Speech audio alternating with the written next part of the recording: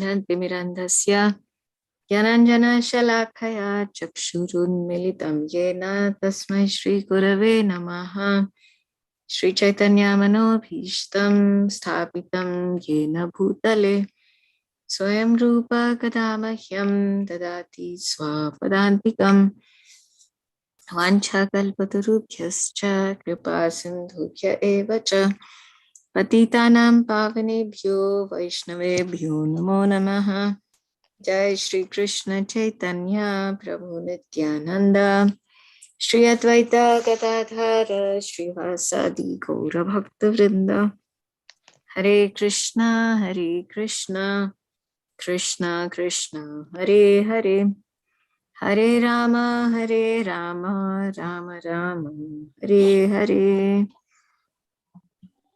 Narayanam Namaskritya Naram Chaiva Narottamam Devim Saraswatim Vyasam Tato Jayam Udhirayet Nashtaprayeshu Abhatreshu Nityam Bhagavata Sevaya Bhagavati Uttama Shloke Bhakti Bhavati Naishtaki. Okay, reading from Srimad Bhagavatam, Canto 4, Chapter 21, verse 27, the creation of the fourth order. Om Namo Bhagavate Vasudevaya. Om Namo Bhagavate Vasudevaya. Om Namo Bhagavate Vasudevaya. Asti Yagna Patir Nama Kesanchid Arha Sattama Iha Mutra Cha Lakshante Jyotsna Vatya Tavijbhuva. Translation. My dear respectable ladies and gentlemen, according to the authoritative statements of Shastra, there must be a supreme authority who is able to award the respective benefits of all present activities, of our present activities. Otherwise, why should there be persons who are unusually beautiful and powerful both in this life and in the life after death? Purport by His Divine Grace, A.C. Bhaktivedanta Srila Prabhupada Ki Jai. Prithu Maharaj's sole aim in ruling his kingdom was to raise the citizens to the standard of God consciousness. Since there was a great assembly in the arena of sacrifice, there was different types of men present, but he was especially interested in speaking to those who were not atheists. It has already been explained in the previous verses that Prithu Maharaj advised the citizens to become Adoksha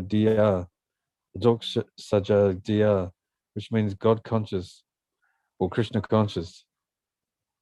And in this verse, he specifically presents the authority of the Shastra, even though his father was a number one atheist who did not abide by the injunctions mentioned in the Vedic Shastras, who practically stopped all sacrificial performances and who so disgusted the Brahmanas that they not only dethroned him but cursed and killed him. Atheistic men do not believe in the existence of God, and thus they understand everything which is happening in our daily affairs to be due to physical arrangements and chance. Atheists believe in the atheistic Sankhya philosophy of the combination of Prakriti and Purush. They believe only in matter and hold that matter under certain conditions of amalgamation gives rise to the living force, which then appears as Purush, the enjoyer. Then, by a combination of matter and the living force, the many varieties of material manifestation come into existence. Nor do atheists believe in the injunctions of the Vedas. According to them, all the Vedic injunctions are simply theories that have no practical application in life. Taking all this into consideration, Prithu Maharaj suggested that atheistic men will solidly reject the views of the atheists. Suggested that the theistic men who solidly reject the views of the atheists on the grounds that there cannot be many varieties of existence without the plan of a superior intelligence. Atheists very vaguely explain that these varieties of existence occur simply by chance, but the theists who believe in the injunctions of the Vedas must reach all their conclusions under the direction of the Vedas. In the Vishnu Purana, it is said that the entire Varnashram institution is meant to satisfy the Supreme Personality of Godhead. The rules and regulations set up for the execution of the duties of Brahmins, Kshatriyas, Vaishyas, and Sudras, or Brahmacharis, Grihastas, Vanaprasthas, and Sannyasis, are all meant to satisfy the Supreme Lord. At the present moment, although the so-called Brahmanas, Kshatriyas, Vaishyas, and Sudras have lost their original culture, they claim to be Brahmanas, Kshatriyas, Vaishyas, and Sudras by birthright. Yet they have rejected the proposition that such social and spiritual orders are simply meant for worship of Lord Vishnu. The dangerous Mayavad theory set forth by Sankaracharya that God is impersonal does not tally with the injunctions of the Vedas. Sri Chaitanya Mahaprabhu therefore described the Mayavadi philosophers as the greatest offenders against the personality of Godhead. According to the Vedic system, one who does not abide by the orders of the Vedas is called a Nastika or atheist. When Lord Buddha preached his theory of non-violence, he was obliged to deny the authority of the Vedas, and for this reason, he was considered by the followers of the Vedas to be a Nastika. But although Sri Chaitanya Mahaprabhu very clearly announced that the followers of Lord Buddha's philosophy as Nastikas, or atheists, because of their denial of the authority of the Vedas, he considers the Sankarites, who wanted to establish Vedic authority by trickery, and who actually followed the Mayavad philosophy of Buddha's school, to be more dangerous than the Buddhists themselves. The Sankarite philosophers' theory that we have to imagine the shape of God is more dangerous than denial of the existence of God.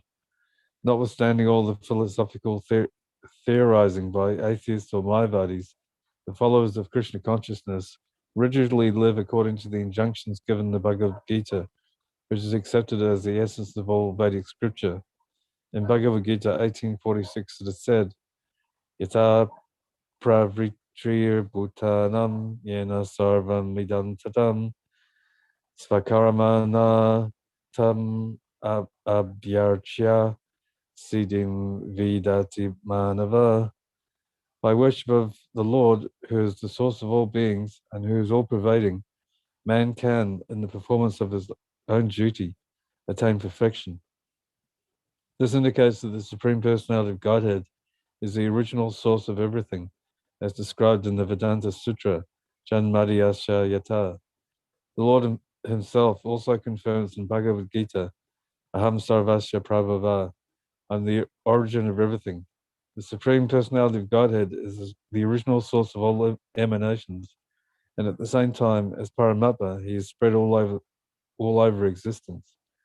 The absolute truth is therefore the Supreme Personality of Godhead, and every living being is meant to satisfy the Supreme Godhead by performing his respective duty.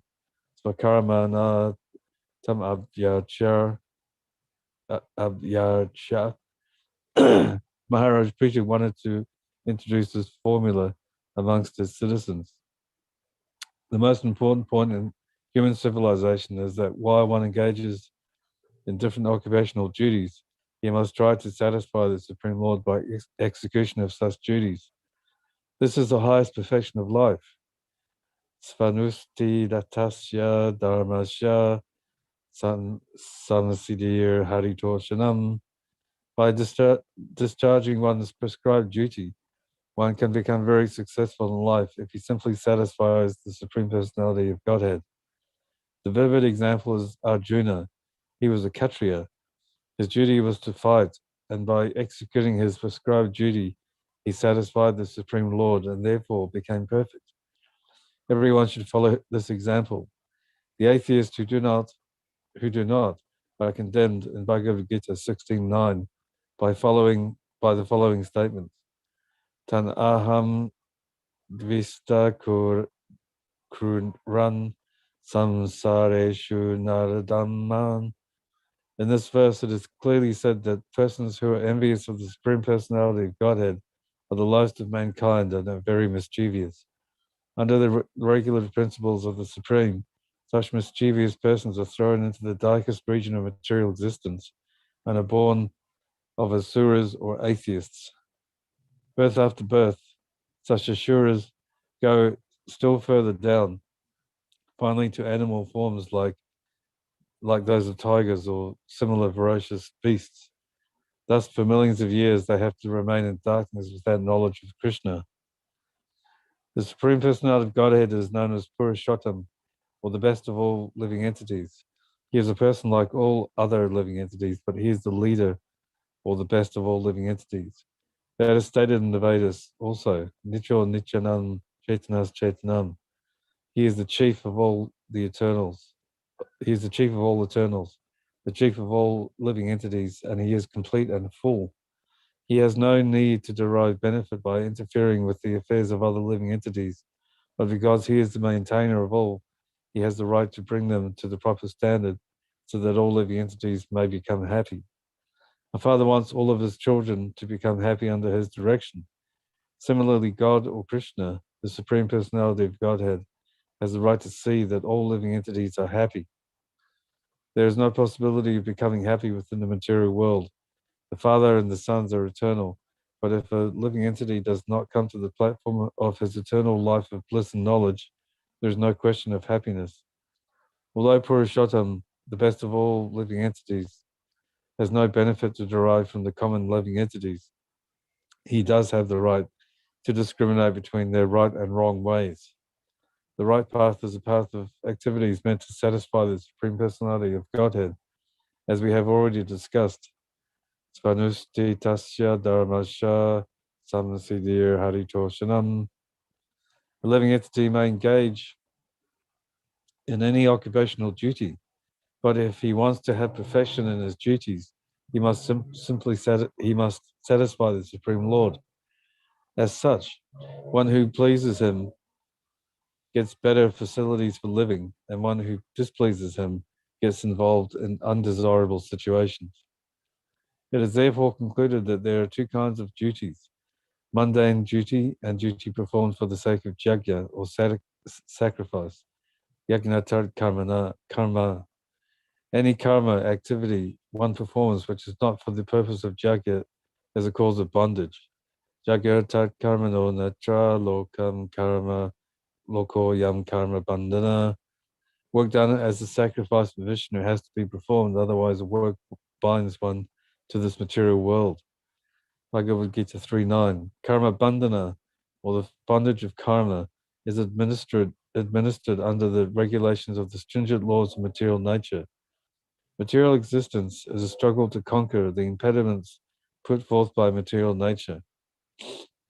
The asuras are always fighting to overcome these impediments, and by the illusory power of material nature, the foolish living entities work very hard within this material world and take this to be happiness. This is called Maya.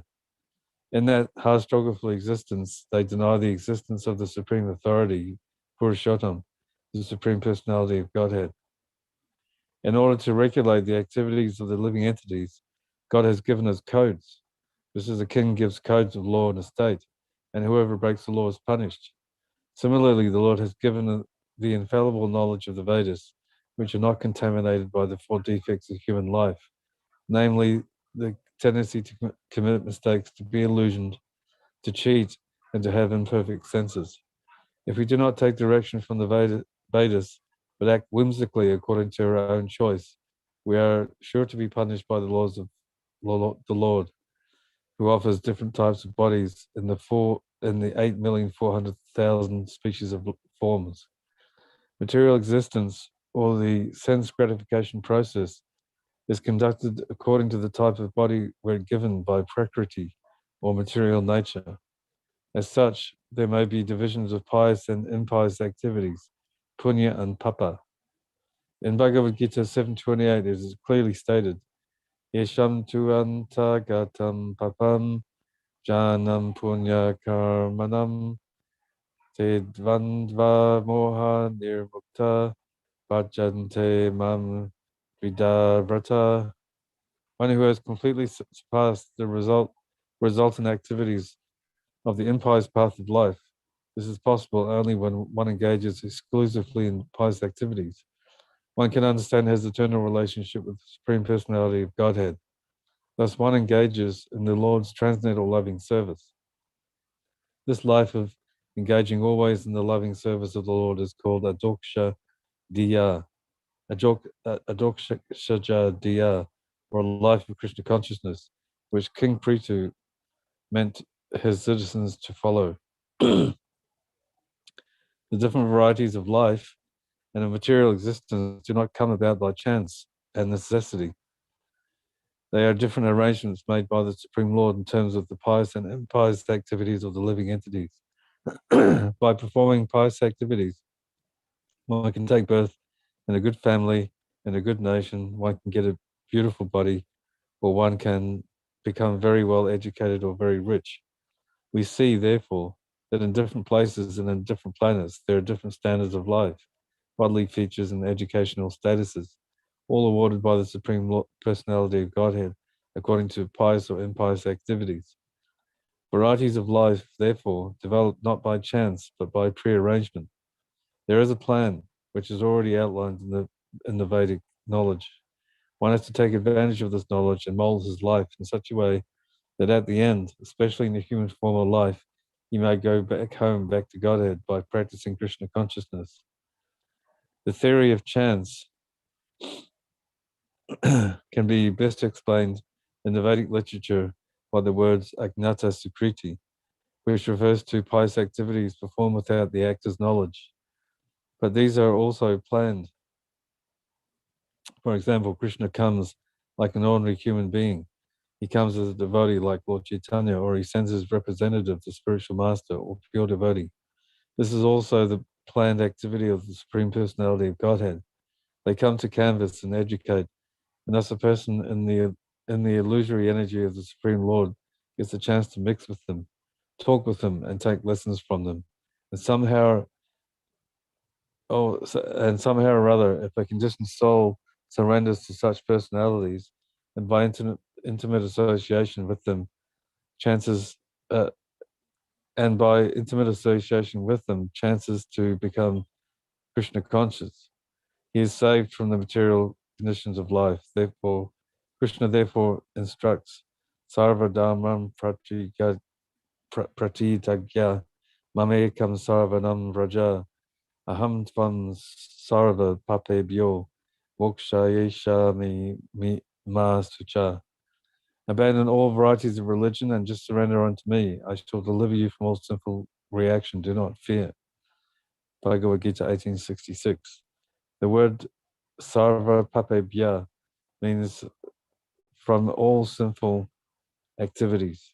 A person who surrenders unto him by utilizing the chance to associate with pure devotee, spiritual master, or other authorized incarnations of Godhead like Prithu Maharaj is saved by Krishna, then his life becomes successful.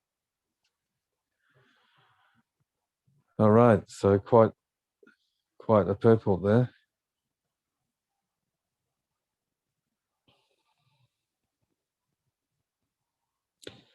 So, I mean, there's a lot to talk about here, but what came to mind was that we have to. Sometimes we get carried away with our situations in life. We get a nice body, or we're in a situation where we have wealth, or a good situation somehow, and we can get carried away with that. And but when we realize that actually that's given to us from the Lord gives us those situations, that particular body, etc., due to our activities, our previous activities. But the thing we need to always remember is this is the Lord's energy.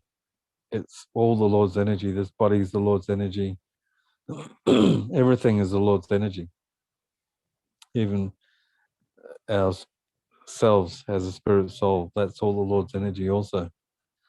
But when we're here in the material world, we tend to forget that actually everything is the Lord's energy, everything around us, everything that we've got. And then we try to exploit that energy for our sense gratification, somehow or other place ourselves in a situation of sense gratification. Even after we become devotees, this can be the case, where we're trying to, place ourselves with the idea of being Krishna conscious, but actually what we're doing, we're just setting ourselves up for sense gratification and a good life, But we have to understand that we're not here to have a good life in material life. Like the prisoner in the prison, he can make his prison cell very comfortable, have so many things going on in his prison cell that makes life easier, but ultimately he's still in prison. So we have to always remember that as much as it's nice to have some things to encourage us in devotional service, ultimately we don't need any of that. We just need to remember the Lord in all situations, whether we're in a good situation or not a good situation. So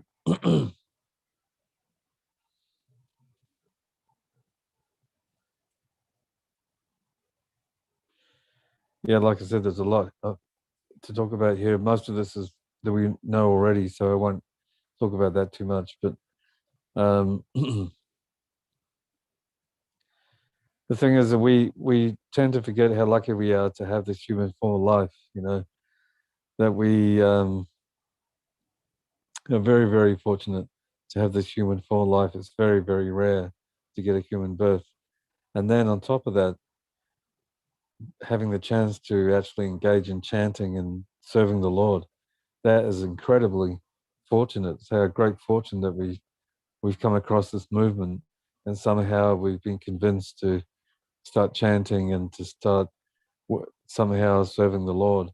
That's an extremely rare and fortunate situation to be in. And sometimes we lose sort of that sense that we're fortunate, you know, and but we're still in this body and we still have to act according to our nature. And that's why the Varnashram system was set up, so that we can act according to our nature, but with the idea of pleasing the Lord. So that's the added part on the Varnashram by itself is not enough. Just acting according to our nature is not enough. That happens naturally anyway. People who are more inclined to be Brahminical, they become teachers. Those who are warrior types, they become Kshatriyas, they join the military or they become a policeman or something like that. And, those who are inclined to the Vaishya activities, they start a business or they work in some sort of business. So that all happens naturally anyway in the world. But this is the system that the Lord has actually made, that we, according to our nature, we act and we serve the Lord.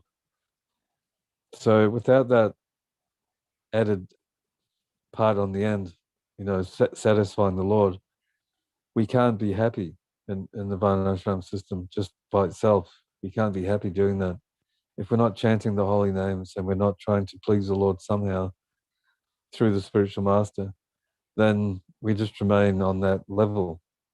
I think I'm a Vaishya, therefore, I'll start a business and I'll just do a business and that's all. So we have to somehow connect that to the Lord and give up the results of those activities, help with the preaching, or help build a temple or support the preaching somehow from the results from the prophets, some of the prophets. So that's that extra part that we have to keep remembering, that we're not just here to act as a Brahmana or act as a Kshatriya or a Vaishya or a Sudra. We're here to please the Lord. And we also have to remember that there's no way we can become happy in this material world. We can't actually find true happiness. There's no bliss in the material world. There's no devotion in the material world. There's nothing for the soul here. All there is the material energy, and we can never become happy from that. So we have to keep being reminded, and that's why we have the Srimad Bhagavatam to remind us about all this, that, we can't be happy here, and we're here for a short time. We're just here in a temporary situation, and that we have to make the best of a bad bargain. We have to use this human form of life in the best way we can, and not waste time. Prabhupada always talked about not wasting time. We should utilize every second as much as possible in the Lord's service somehow. And either by thinking of the Lord, or hearing about the Lord, or talking about the Lord, speaking about the Lord, somehow or other we need to engage our time properly and not waste time, because we don't have too much time left. Really, it's when you think about it, you might think 50, 60 years or something is, quite a long time. But we can leave our bodies any time. We've seen that many uh, famous personalities in our movement have just left their bodies, and sometimes happens very quickly or unexpectedly. So we can't always be thinking, oh, I have another 50, 60 years to go, I'll be fine, there's plenty of time, because we just don't know when we're going to leave our body. And this life is like a preparation for that time of leaving the body. We're preparing ourselves for that. And, we want to avoid coming back as a human, or, possibly in a lower species, which is a very dangerous situation. So, we don't really want to come back here. We want to be with Krishna in the spiritual world. Of course, the pure devotee, he doesn't matter. It doesn't matter to him whether he's in the spiritual. He's always in the spiritual world anyway. So it doesn't matter where he is. He can be in the hellish planets, or he can be on the earthly planets, or even in the heavenly planets. He doesn't care, as long as he can remember Krishna and somehow serve Krishna. That's his. That's all he needs.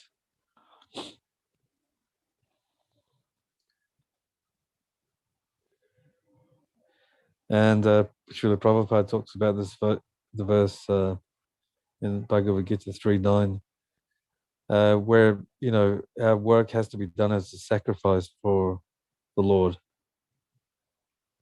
Otherwise, we get bound to the material world. We get held back here in the material world if we're not somehow sacrificing for the Lord's pleasure. We may have a job or so many things, but if we don't do that as a sacrifice, in other words, if we don't have in our mind, really, I'm working, but really, I'm supporting my family, and my family is based on Krishna consciousness. Our family is centered on Krishna. We're trying our best to serve the deities. We're trying our best to chant the holy names. So with that mentality of thinking, okay, I'm just doing this job to support this situation of devotion here, and somehow or other the Lord will be pleased if we follow our spiritual master's instructions and try to become advanced in spiritual life. Otherwise, we get caught up in the whole idea that working means money, money means facility, facility will make us happy. If I have 5 cars and 3 houses, and I can go to the Bahamas every year for a holiday, if we start thinking like this, then the Lord can actually take all that away. If he favors a devotee, he can take it all away. You can get fired from your job, or the company goes out of business or something. So that's what happens. The Lord sees that we're maybe getting caught up in all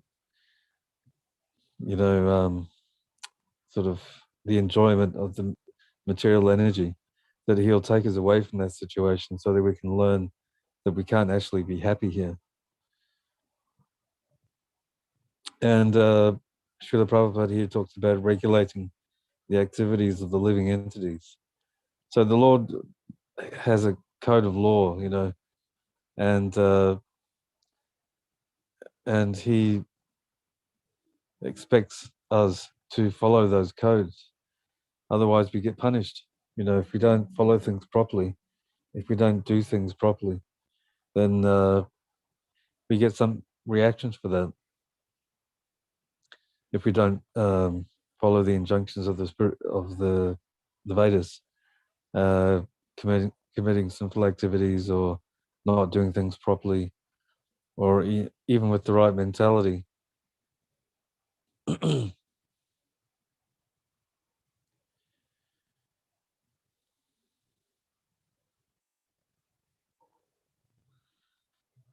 Okay. Don't know if I can think of anything else more to say about this. I'm sure someone else has something to say. If not, we can move on to the next verse.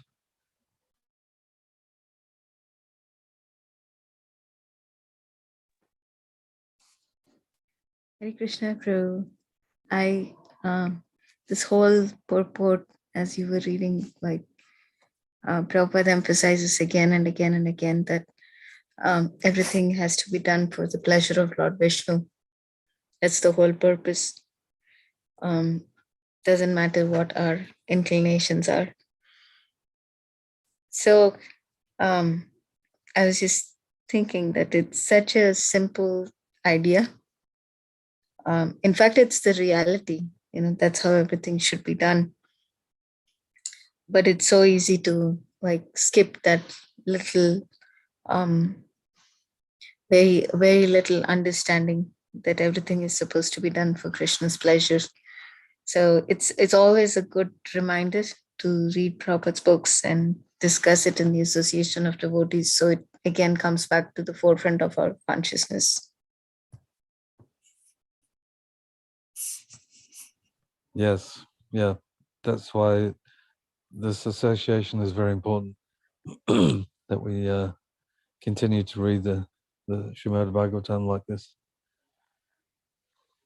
Okay, just would you like to read the next verse, or anyone else wants to? Ruchi Mataji, you're on the call.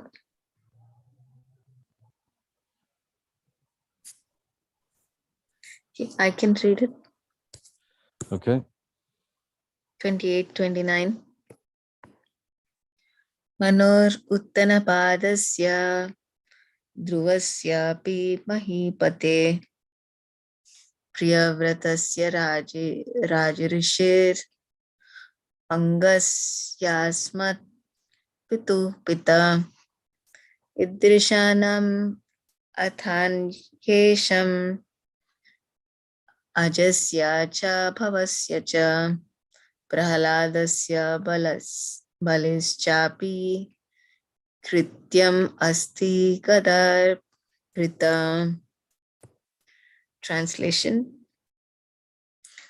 This is confirmed not only by the evidence of the Vedas, but also by the personal behavior of great personalities like Manu, Uttanapad, Dhruva, Priyavrata, and my father, Anga, as well as by many other great personalities and ordinary living entities, exemplified by Maharaj Prahlad and Bali, all of whom are theists, believing in the existence of the Supreme Personality of Godhead, who carries a club, purport by His Divine Grace, A.C. Bhaktivedanta Swami. Narottam Das Thakur states that one has to ascertain the right path for his activities by following in the footsteps of great saintly persons and books of knowledge under the guidance of his spiritual masters. Sadhu Shastra Guru Vakya. A saintly person is one who follows the Vedic injunctions, which are the orders of the Supreme Personality of Godhead. The word guru refers to one who gives proper direction under the authority of Vedic injunctions and according to the example of the lives of great personalities. The best way to mold one's life is to follow in the footsteps of authorized personalities like those mentioned herein by Prithu Maharaj, beginning with Swayambhuva Manu. The safest path in life is to follow such great personalities, especially those mentioned in the Srimad Bhagavatam. The Mahajans or great personalities are Brahma, Lord Shiva, Narada Muni, Manu, the Kumaras, Prahlad Maharaj, Bali Maharaj, Yamaraj, Bhishma, Chanaka, Sukadev Goswami, and Kapil Muni. So the previous verse to which Prabhupada wrote a very, very long purport is that by seeing or introspecting about things that are around us, one must accept the authority of the Supreme Personality of Godhead. And again, this verse is a continuation of the previous verse where it is said that not only is it confirmed in the Vedas, but even great authorities like Manu, Uttanapa, Dhruva, Priyavrata, and Anga, all of them, like Prahlad Maharaj, Bali Maharaj, they were all theists and they believed in the existence of Krishna, the Supreme Personality of Godhead. So this is a very relevant verse in everybody's life, not just devotees, but also everybody's life, that everyone likes to follow a role model. They have their role models and authorities. So whether they believe it or not, but that's how everything works around them. Like when a child is born, they learn to eat, they learn to speak, they learn their behaviors and actions by what the parents do. And similarly, this thing continues even into adulthood, where people follow the association that they are around. And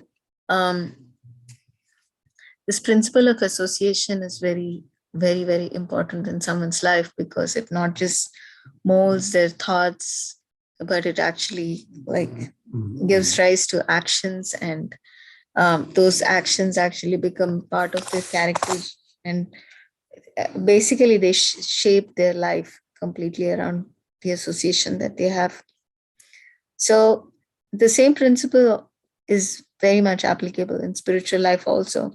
And if we have the proper guidance of people around us who are spiritually inclined, like the spiritual masters, the saintly personalities, when we see their life and precept, then we know which way we have to go, which turn we have to take.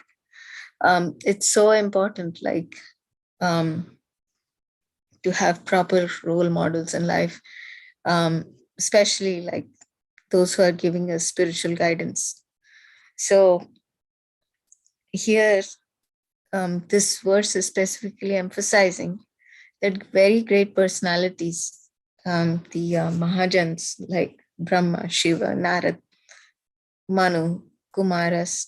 So they are 12 Mahajans, and they're considered like great authorities for spiritual understanding, and from whose life and example we can follow if we are in doubt.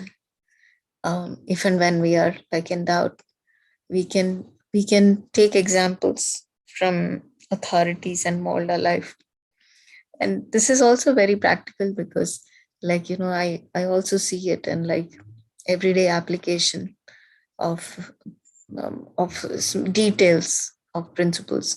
Like like devotees often speak about, oh, like in ISKCON Vrindavan for Ram Navami, what kind of prasadam did they make? Did they make Ekadashi prasadam or did they make regular prasadam? And what time did they have Abhishek? How did they treat their devotees? So basically, how did they dress their deities? So all these details we try to learn from great examples, and we try to learn from each other. So each of us have a great responsibility towards each other's, because whether or not we know it or we accept it, but our life has an influence on others.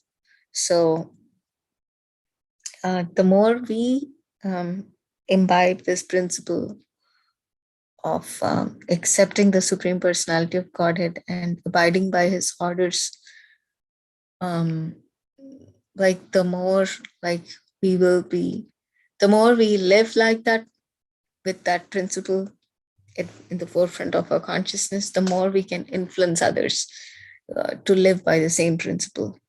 So because how we live will speak volumes much more than what we say. So that's what I got from this um, purport as I was reading it. So